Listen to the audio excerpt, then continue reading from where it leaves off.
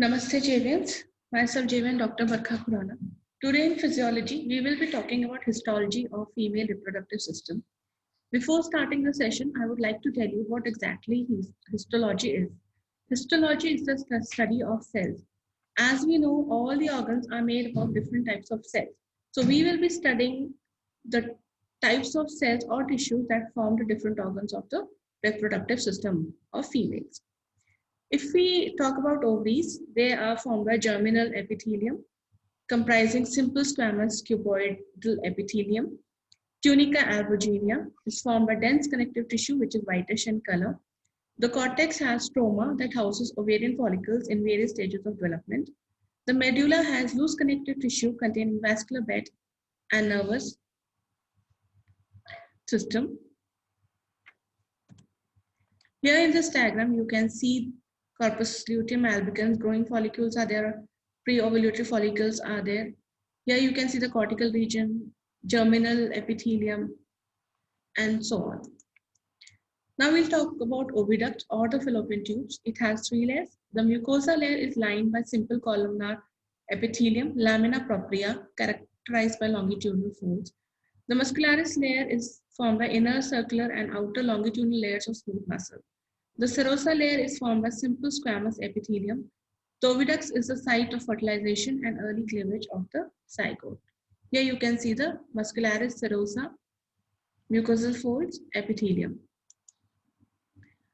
There are two types of epithelial cells, non-ciliated PEG cells, which contain no cilia. They are secretory. Then second are secretory, nutritive and protective for oocytes and capacitation of sperm. Then we have ciliated cells, cilia be toward the uterus. Here you can see the cilia present. The walls of uterus are formed by three layers, endometrium, myometrium, and serosa or adventitia. So this is the diagram of uterus. Here you can see the layers. The epithelium is formed by simple columnar epithelium, ciliated cells, secretory cells it has. Then lamina propria is there in endometrium, which is formed by loose connective tissue, which is rich in fibroblasts and reticular fiber. The uterine glands are simple tubular glands. This is the diagram showing the layers. Then there are two layers, functionalis, which is thick superficial epithelial lamina propria gland, and rich capillary network of coiled arteries, which is slot at menstruation. Then basilis is there, which is deep and narrow. It has straight arteries. Next is myometrium, which is the thickest layer of uterus. It is composed of three layers of smooth muscle, inner longitudinal, middle circular, and outer longitudinal. The size and number of muscle cells are related to estrogen levels. There is hyperplasia and hypertrophy during pregnancy. Now we'll talk about menstrual cycle. Under stimulus of estrogen and progesterone, the endometrium undergoes cyclic structure modification. Proliferation is there, leading to secretion, menstruation, then proliferation. The duration is of 28 days and lasts from puberty to menopause.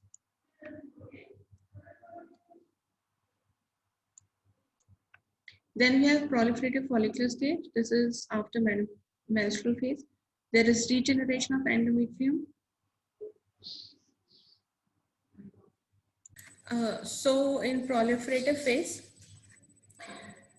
that occurs after menstrual phase for between 5 to 14 days.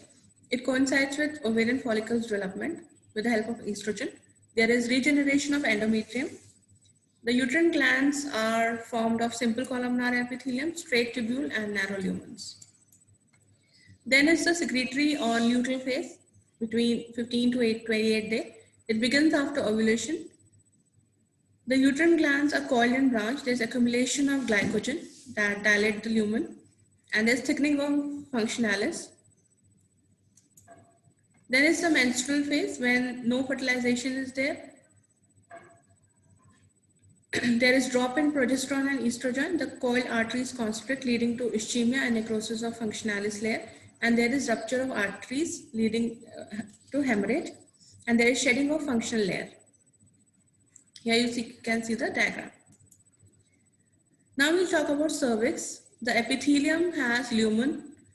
The lumen has mucus secreting simple columnar epithelial cells, and the external surface is formed by stratified squamous non-characterized epithelial cells.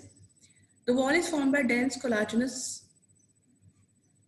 connective tissue. The cervical glands regulates by progesterone.